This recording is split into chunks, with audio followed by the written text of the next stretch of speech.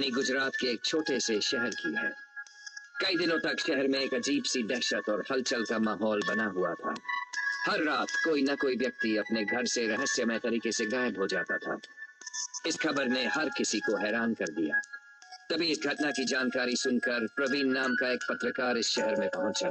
उस शाम लगभग 5 बज रहे थे, लेकिन शहर में लोग अपने घरों को लौटने के लिए अपनी दुकानें जल्दी जल्दी बंद कर रहे थे। प्रवीण ने देखा कि हर घर के बाहर एक बोर्ड लगा हुआ था, जिस पर गुजराती में लिखा था काले आवजो, जिसका मतलब है कल आना। रास्ते में प्रवीण की मुलाकात एक व्यक्ति से हुई जो मंदिर का पुजारी था।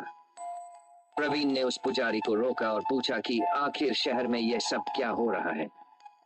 पुजारी ने उसे बताया कि एक हरी साड़ी में लिपटी हुई डाकन शहर में घूम रही है।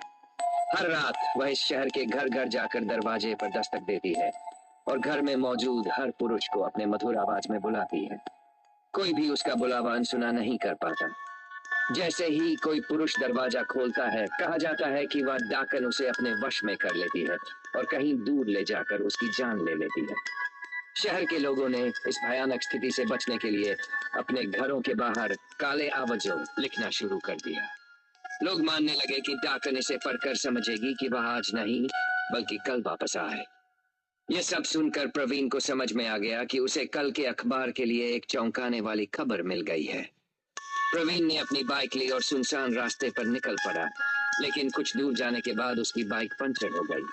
अब अंधेरा घिर चुका था और सभी लोग अपने अपने घरों में जा चुके थे। तभी अचानक प्रवीण को महसूस हुआ कि उसके आसपास कोई है।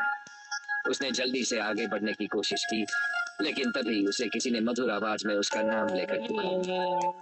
जैसे ही उसकी नजर बाइक के शीशे पर पड़ी, उसने वहां कुछ अजीब देखा। भयभीत होकर उसने अपनी बाइक वहीं छोड़ दी और तेजी से दौड़कर एक छोटे से घर में जाकर छिप गया। उसने अंदर से दरवाजा जोर से बंद कर लिया। फिर दरवाजे पर जोर जोर से खटखटाने की आवाजें आने लगी और उसे अजीब अजीब सी आवाजें सुनाई देने लगी। प्रवीण इस कदर डर चुका था कि उसकी सांसें तेज हो गई थी। थोड़ी देर बाद जब सभी आवाजें थम गई तो उसने हिम्मत जुटाई और धीरे धीरे दरवाजा खोला, लेकिन बाहर कोई नहीं था। सुबह जब लोग बाहर आए तो प्रवीण को उसी छोटे घर में बेहोश हालत में पाया गया। उस दिन के बाद से आज तक प्रवीण समझ नहीं पाया कि उस रात उसके साथ वास्तव में क्या हुआ था। शहर के लोगों का मानना था कि शायद वह इस शहर का नहीं था, इसलिए उसकी जान बच गई।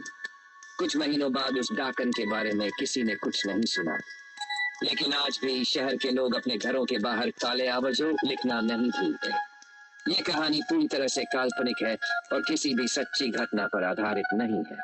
ऐसी और डरावनी कहानियां सुनने के लिए हमारी चैनल को सब्सक्राइब करें, लाइक करें और कमेंट करें।